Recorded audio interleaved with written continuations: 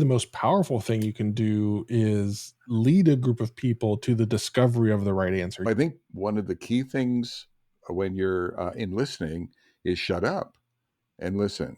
It's not necessarily your job to have all of the right answers. It's your job to help the organization learn how to get the right answers. It's my job to understand you.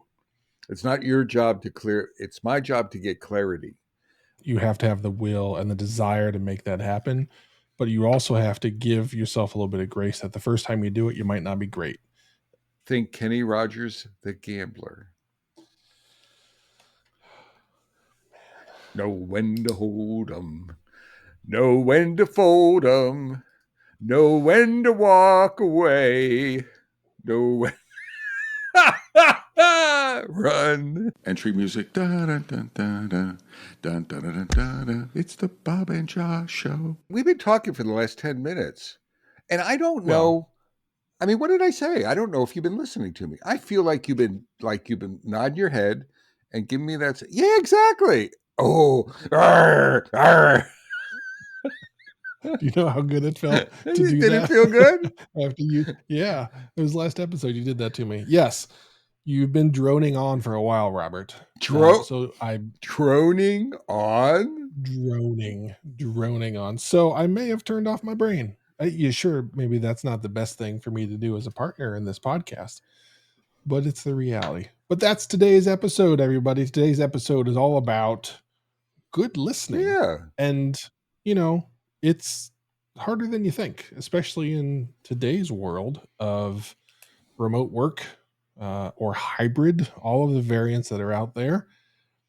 It's harder than ever. And we're here to give you some tips and tricks. We've each made a list. Some of us have longer lists than others. I'm on the short list side today. Bob's really enjoying that. But we're going to go through our normal. These are the things that we think are important for you to be thinking about as you are trying to become a better listener as a leader. So, Bob, since you have more on your list than I do, let's have you start.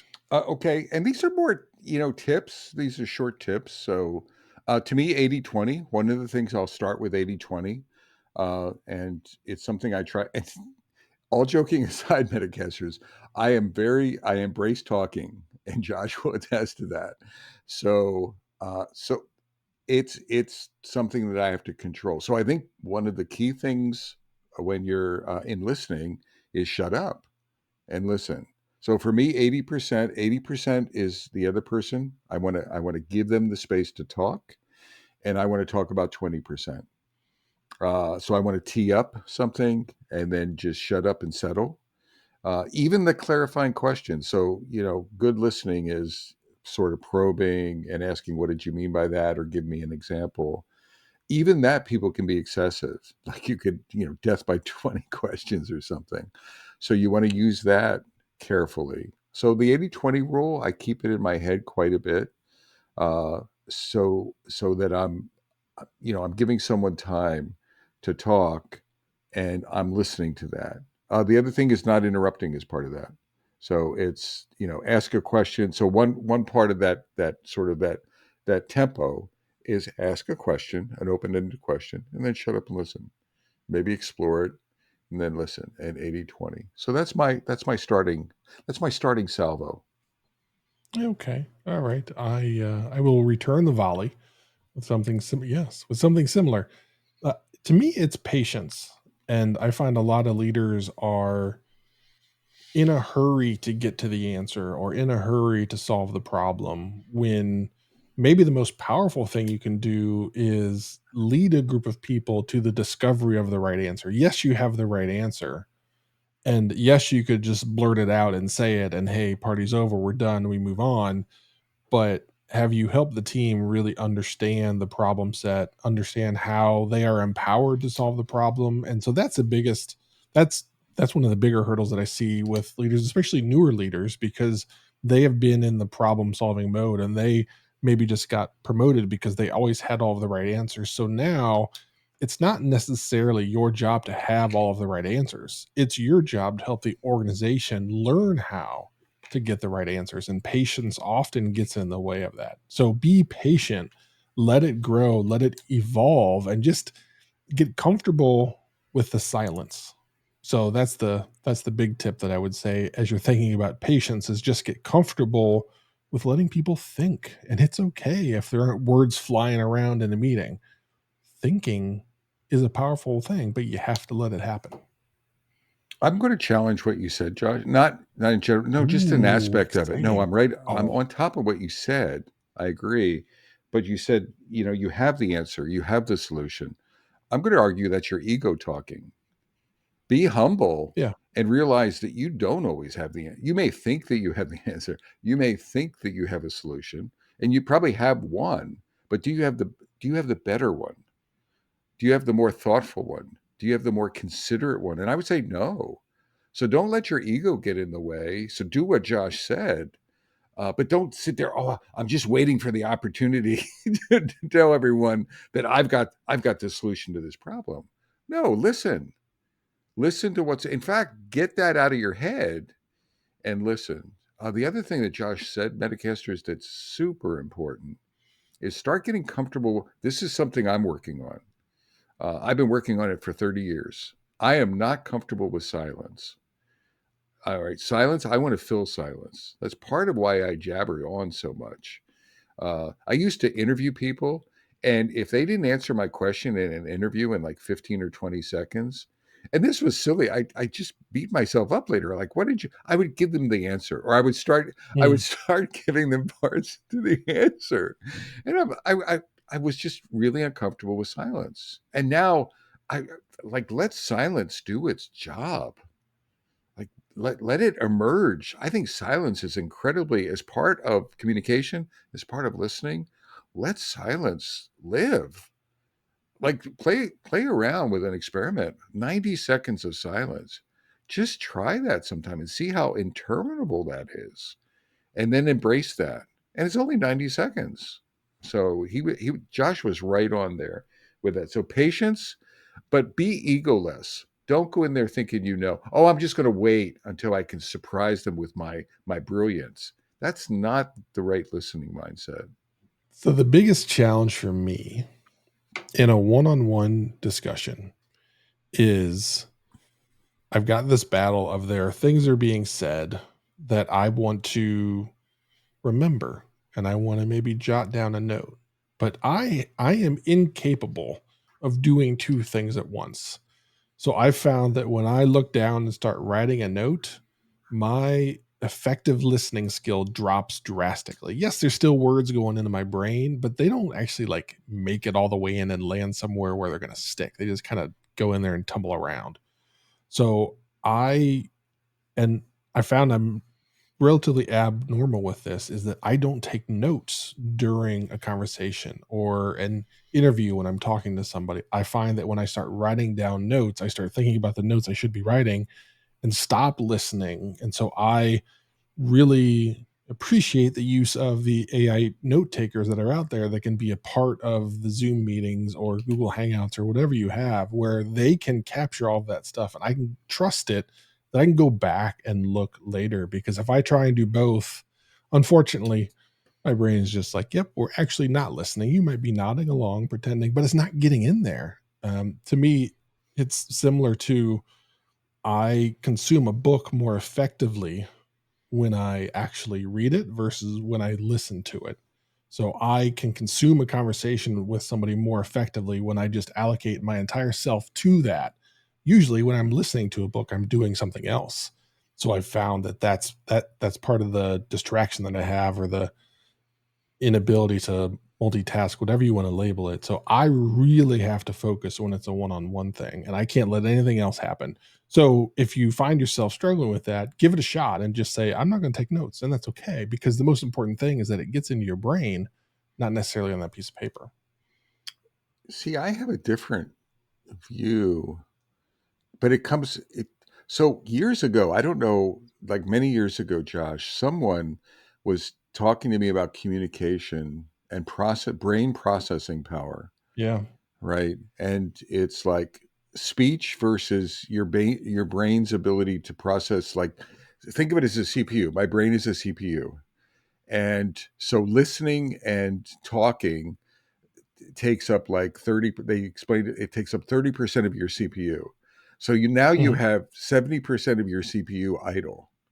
Well, what's an idle CPU do? It looks for things to think about. It looks, I'm solving a problem, or I'm waiting. How am I going to respond to this?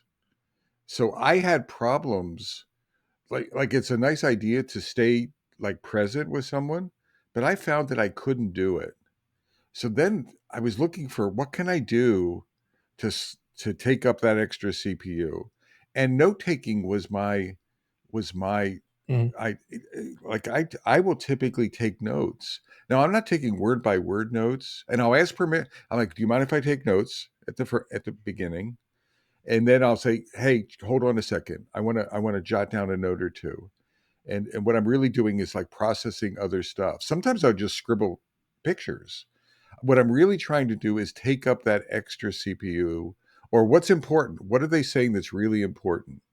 How I don't want to respond to that right away, but I need to respond to this, or I need to clarify this. So the notes are really making me a better listener, not because of the notes. That's like if there's an AI note keeper, that actually would harm me because Mhm. it's not. I'm not looking for the word by word stuff. I'm looking to slow myself down. The other thing is that sometimes I'll think about like how do I understand what they said? So part of my notes is I'll make a question mark. I really didn't get like I do this with you all the time because you're so Mhm. intelligent and Mhm.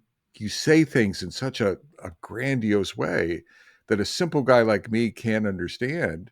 And so I'll put a big question mark there. I have to clarify and then re-clarify and re-clarify until I get it. And then at some point I'll be like exclamation, now I get it, right? I get what Yeah. Josh was saying.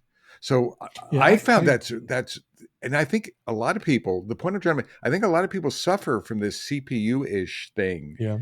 And then the question is, well, what are you doing in that 70%? And a lot of people are doing things they shouldn't be doing in that 70%. So how do you redirect it to listening? Yeah, I've struggled with this, and I've just had to accept that this is how I'm wired because there's all this research out there that talks about if you really want to lock something in your brain, write it Yeah. down, and how that act of actually putting pen to paper, pencil to paper, whatever it is, really like wires in your brain differently.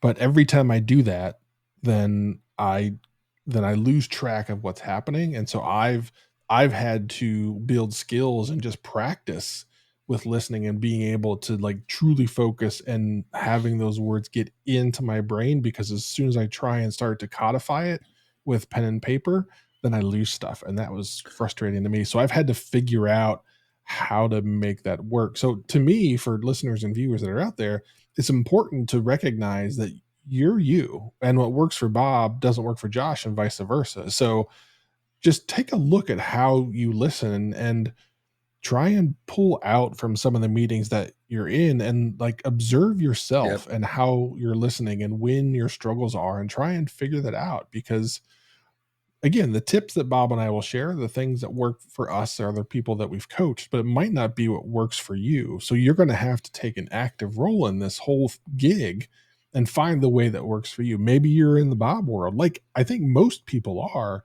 where that's the most effective way for you to lock things in, then do that. Or if you have whatever I wrestle with and you can't take notes, then that's okay. But practice and figure out which one fits you and which one is most effective. Real quickly though, Josh, it's not the notes. It's you know what I used to do? Because I had extra CPU, in my mind, I was like 15 minutes ahead of them. Mhm. And I'm like, I have the solution. And I was getting frustrated. It's like, could you hurry up? Because I need you to catch up with me so I can tell you the brilliant solution. And so I was out of control in my head. And I wasn't I was listening to talk, or I was listening to problem solve. And I needed to slow myself. So the notes are there actually to just slow me down to be more Oh, I you gotcha. know what I'm to be more present. Or I'd be thinking Yeah. about vacation, or I'd be thinking about a beer, or I had extra CPU, but I wouldn't be present. So the notes, it occupied that 70% and it slowed me down because writing takes it's slow, right? It slows you down. You have to, it would slow my brain down a little bit. But I love what you say. I mean, you're a present listener because of Mhm. the way you're wired, right? So that's so be that. So you Yeah. don't need the notes, which is fine. Can I bring up what I wanted to? It's sort of in the one-on-one. So you said something I wanted to touch on. One-on-ones is an important tactic, and I know we've talked about it before, but I just want to, as part of this, I just want to encourage every Medicaster. If you're a leader, you want regularly scheduled. I'm a firm believer in one-on-ones. I'm not sure if generations like it. You know, maybe different generations have different reactions to it. I actually don't care. I think the one-on-one, whatever you call it, you could call it a bizwaz. I don't care what you call it. It's this event where it's about the other person and you're getting to know them. It's not about problem solving. It's not about Gantt charting. It's not about project management. It's about them. How can you serve them? Career goals, challenges that they're having, listening, effective listening. So one-on-ones is a tool and a tactic and a venue to me that's a centerpiece for a lot of what we're talking about. Would you agree or 100%. I think so much of a one-on-one is, as a leader, unfortunately, it lives in the space of I need to get this person from here to there. The reality is, in that definition in your brain, you've made some assumptions about where that person wants to go and how they can get there. So to me, the most important thing is to really spend time understanding the key drivers for that person and what are they chasing? Is it money? Is it title? Is it just achieving a thing on a product? yep, Is it working with a different yep, team? You know, being able to bring something to market, whatever their drivers are, understanding that. And so often, this is the thing that I've learned, unfortunately, the hard way, is I've assumed what people wanted. And I needed to do a better job of just opening the floor and yep. letting them explain, or if they don't know, just helping them figure that out. Because there's a lot of times where I've talked to some folks and they don't have that like crystal clear plan of where they want to go yet, and that's okay. And for a while I would try and force people into building a plan. I realized just because that's how I work, that doesn't mean that's how they should work. So but giving them the space to be able to talk it out and find and navigate their way, you can't, that doesn't happen if you're talking. It doesn't. You have to zip your lip Yep. and let them navigate their way and ask questions, be supportive, and all those things. But that, the less you talk, the more effective that's going to be. So I think you really need to take the advice from Bob, is that these one-on-ones are about the person. They're not about you. They're not about the role. They're about the person. I'd add two things. It's building a relationship, and that's a business relationship and a personal relationship with that person, that human being, not that engineer, not that scrum master, not the role title, but that human, and share a relation. You're building a relationship with them, and you're sharing about you. So you're building a relationship, and then another part of that is honest, genuine curiosity. And don't feign it. I used to feign it. I used to fake it, and you can smell people can they understand. I'm talking about the curiosity, the mind of a child. When a kid asks you why, they don't know, and they're really into it. They're like listening. They're leaning in. They're listening. Why is that important to you, Josh? What is that K? What is that silly K on? Oh, I just judge. What is that K on your hat? And what's that about? And then you shut up. I mean, look at me. I'm leaning in. I care, and that's that curiosity is part of it. So it's not just you know what do you, nice hat, Josh. What's up with the hat? That's not it. Or let me take notes about your hat. It's this. I want to get to know you as a person. So I think relationship building and real intense curiosity is a part of that, and working on that. Josh, any reactions to that? No, I agree. It's a skill. I don't know if I it. think the No, you biggest know thing what? is I'm going to say working it's on it. not. It's a skill, yes, but it's a will. It's a Yes, will. that's fair. It's like, damn it. I need to. It's like a personal trait almost. I need to. I need to care. My curiosity with you, Josh, is I care about you. Metacasters before. So Josh and I do some prep. We do some backlog refinement. So this is behind the kimono. Josh, you knew that was coming. You knew it. It's always a It's kimono. always a kimono. So this is behind the kimono. And Josh and I have talked about how important it is for us to check in with each other. So when I ask him how's it going, even though it's every week, I don't know if he feels it, but I am genuinely 110% all in, curious to know how he's doing. Right? That's the intent. That's the intentionality behind it. That's how I'm showing up, and that's what I'm talking about. And I think that matters. We're not just it's in the script. Ask each other how it's going, and then dive in. So it's Yeah, not just words. It's deep characteristics you have to develop. I think. and the develop piece is what without a doubt, you have to have the will and the desire to make that happen. But you also have to give yourself a little bit of grace that the first time you do it, you might not be great.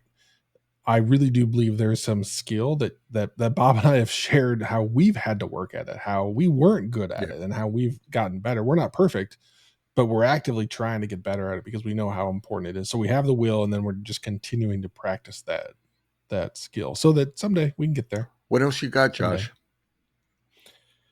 So I believe that listening in a remote slash hybrid world, as soon as the camera is turned off, Oh, it's like your listening capacity goes down. I think it goes back to Bob and the CPU that he brought, is that your CPU now has capability to do all of the other things, but when the camera's on, and that's why it's one of those things I've talked to a handful of people about how draining all day long online meetings is, and that's really hard, and it's because you're really focusing, you're really trying to engage and do all of that stuff. And I've found that if anybody's in a meeting, this is why I'm a stickler about it, and people get frustrated with me about having cameras on, how important that is, because it's just your capability to listen drops drastically as soon as the camera goes off. So to me, that's one of those things of,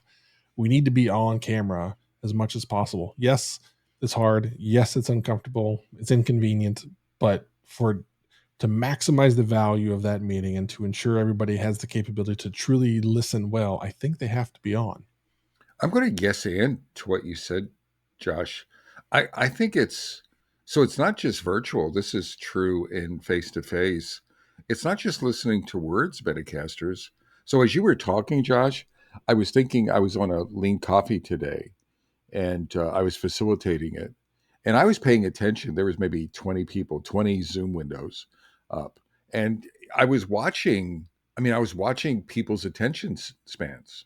I was watching when someone else was talking. Was someone else like were they leaning in, or if they turned their mute off? I was ready for you have a reaction. What is it?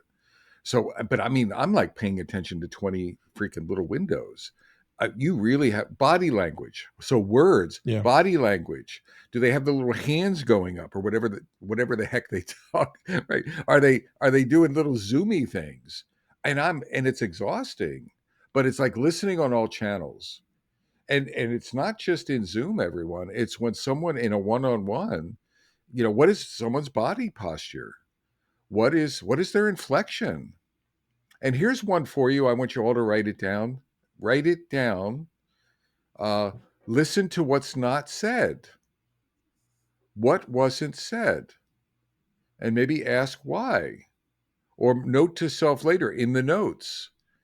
Why didn't, right? I'm talking to Josh. Why didn't he compliment me on my beard and how handsome I am? I wonder why he didn't do that.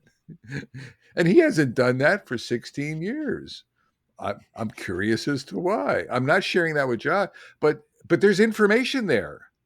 Maybe he can't see the wonder that is my facial hair. I need to get my prescription updated. Maybe. But again, it's listening. What I'm talking about, listening on all channels and being full. So it's not just being present on the words, but every aspect of it. every aspect of it. Body language, flexion, blink rate. Did they react to it? And reading the audience. That's why listening is so. It can be exhausting online and in person. You know, it just hit me that it's akin to speaking. And by speaking, I mean you're up on stage, you're in front of a group. Because when you're doing that, all of the stuff that Bob just talked through, you're actively doing to see how things are landing and everything that goes on. And I just realized that that's the same level of effort and energy that's required to be a good meeting participant in a remote world, Yeah. and how important and how hard that is. And so as speakers, Bob and I both know the challenge and effort and energy that goes into delivering well. And so interesting dot connection there. Cool. Yeah. Do you have another one, Josh, that you want to tee up? I'm running low. All So right. if you have some more, that would be So I'm good. going to have Metacasters. I'm going to talk about some reflection techniques or confirmation techniques. So so that's a part of good listening because you have to confirm. I heard you. Now, do I understand you? Right? Do we understand you? And it's my job to understand you. It's not your job to clear. It's my job to get clarity. So one is mirroring back. Mhm. Mirroring back. This is what I heard. Is that what you meant? So that's a very basic technique. Mirror, and that's part of what I'm doing with that note keeping and the CPU management. Is I'm thinking about, I'm actually thinking about, do I really understand what the hell they're talking about, right? And it could be, and very often it could be this, or it could be this, or it could be this. And how severe is it? If someone's talking about a team dynamic, are they ready to walk? Is it a minor annoyance? Are they upset and seeing a therapist? Are they ready to like walk out the door immediately and all shades of gray in there? So that's part of, yeah, I mean, that's part of the nuance that I'm trying to tease out of the communication. Uh, Another trick that I've learned in coaching is don't use your language, use their language. So Josh is talking about being frustrated and within his team, and I'm like, oh yeah, I'm frustrated at a senior leadership team level. We don't align very well on our principles. So I know what you mean, Josh. Do you see, everyone see what I just did? I just took it. I just took it to me, and I have no clue how frustrated Josh is. So don't so don't do that. And so what can I do? So Josh, tell me more. How frustrated are you? I could say on a scale of 1 to 10, what would it be? On a scale of the cat, you're feeding the cat, you're kicking the cat is going to heaven. Where are you at? Let's call it the catometer. Your cat, you're catatonic. Ugh, So, this is a new scale. That's a but new, in all, yeah. and the other one of the other things is metaphor, that we can have a common. If we can find a common metaphor that Josh and I both we see it the same way, but that's part of that alignment. But it's not my language. I have to meet his language and understand it, and not. And I used to. I mean, for years, I would think that but I was communicating from my point of view, from my baggage, from my bias, from the essence of Bob, and you need to understand it from that person. One final thing of confirming is say something wrong. As Mm. Josh knows, I am the expert at this. I think Josh has talked about doing this. So, so, I think it's trivial. Oh, it's a cat. It's a feed the cat issue, right? In fact, it's not even feeding the cat. The cat's already like 20 pounds overweight, right? So it's trivial. I don't need to worry about that. Why don't we talk about this? And then give someone the opportunity. No, Bob, hold it. Time out. You just exaggerated. You trivialized. Or I'll talk about solving a problem with a stupid idea. And and I'm listening. And what I'm trying to do is sort of get this degree of freedom and this degree of understanding. And I think saying something wrong, saying something incorrect, exaggerating, trivializing, what I'm really doing is I don't. It's not about me. It's about I'm trying to tee it up so they correct me. So I start getting this narrowing in of understanding because I need to understand where we're at. Josh, any reactions to my these confirmation tips? That final piece that you have is a more powerful tool that I've seen some really good friends use. I have a good friend who says the most impactful thing that he can ever do within a company is put the wrong answer on the internet, Yeah, because we know when you put the wrong answer on the internet, people are going to fire back, exactly. and it gets a response, right? So that's whenever things would get stuck, he would do that, and then you have to listen because you are lighting a fire at that point, and you better be ready Yep, when you say that thing that you know is wrong. You better be ready for the backlash. But there's so much good yep. stuff because you create that emotional response. So you got to say that, and then you got to get ready to listen and listen like a freaking champ, because you're going to get it all. And then you're going to need to rely on the other things that Bob said about confirming it back, because this is going to be an onslaught.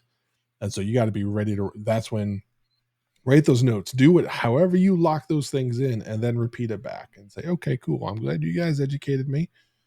Here's what I was wrong. I'm going to rewind and replay. Here's what you guys have informed me. Did I get it right? Cool.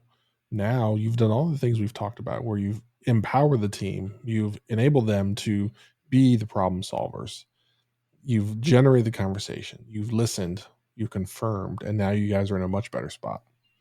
I'm sort of gotten really adept. Ego gets in the way of being Yeah, critically wrong.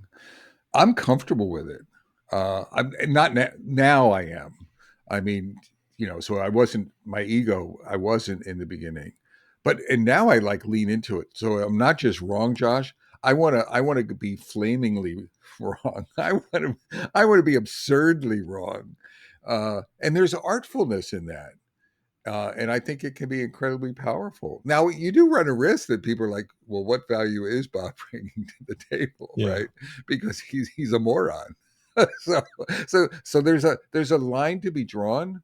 But Metacasters, it's one of those keys, and you're doing it from the position of listening. So you're not just grossly. It's like, do I understand? Like you're wrong in your interpretation of what you're hearing so that they'll react and correct it in one direction or the other. I ran out of my list, Josh. I had some of these tactical points. that's Did good. we miss anything obvious to you or to inspire another thought? No, I think the most important thing that everybody needs to do, this is the thing I had at the top of my list, is you just have to fight to zip your lip, because you are gonna thoughts are gonna pop into your brain, and you have to be ready to just smack them back down and say, no, wait, be quiet, let the team talk, let it happen, we'll get there. Just it's gonna be a challenge, and over time, like Bob's talked about, you will get comfortable getting there, but you're gonna have to actively work to zip your lip. So I'd like to land with one more, and then we'll stick a fork in it. And Okay. I just want to say this word. So don't obfuscate. And what I mean uh, is talk simply and listen Yeah, simply. So one of the best things you can do is try to cut to the simple. I think in our industry, business complexity, technical complexity, there's variables of how do we solve something. We get involved in this gobbledygook of words and phrases and buzzwords, etc. So part of listening as a leader is cutting through that and maybe being a role model, like being a straight shooter, cutting to the essence. Josh, I think you're pretty good. I've worked with you over the years. You're pretty good. No, you're actually very good at cutting to the essence, and I think that helps in the listening dynamic. So be a simpleton, maybe is the rather than a complexiton. Be hmm, a simpleton in your questions, in your listening, in your dialogue, in your role modeling as a leader, because people are going to be so they're going to be learning to listen from you, right? You're teaching them by how you show up in one-on-ones, etc. You actually find that you can influence, you can change the effective listening of your entire organization just by how you show up. So imagine that and keep it simple, stupid. So the KISS principle. Josh, we good? Well, I just want to echo that was a lesson for me because as a technology person, that wasn't in my nature. And then I went down this path where I was trying to become a, a writer, and so I started studying writers. And in Stephen King's book, I think it's called On Writing, where he writes about writing and how he does it. He talks about he strives to write at somewhere between a third and fifth grade level. So he doesn't try and use big words or long sentences. He tries to keep everything short, consumable, and concise because he's found that lands most effectively in the most brains. So I always think about doing that same thing about how concise and short can I make this Right. so that it's consumable, because the lengthier I get, then the more verbose and just challenging it is to consume all of that jargon I'm spitting out. So I try and bring it back to how simply can I say this? Josh, could you repeat that? Because I'm not quite sure I was listening. I Yes. was thinking about my How golf game. simply So, well, let me write can this I say down. this? All right. Okay, write it No. down. Hey, Metacasters. So, no, I was just pretending. I was listening. I listened to No, every he wasn't. word that comes out of that man's mouth. So, so from beautiful downtown Cary, North Carolina, And beautiful downtown Fuquay Arena, North I'm Bob Carolina. Galen. And I'm Josh Anderson. Shake And bake. and be a listener, Metacasters. Be a better listener.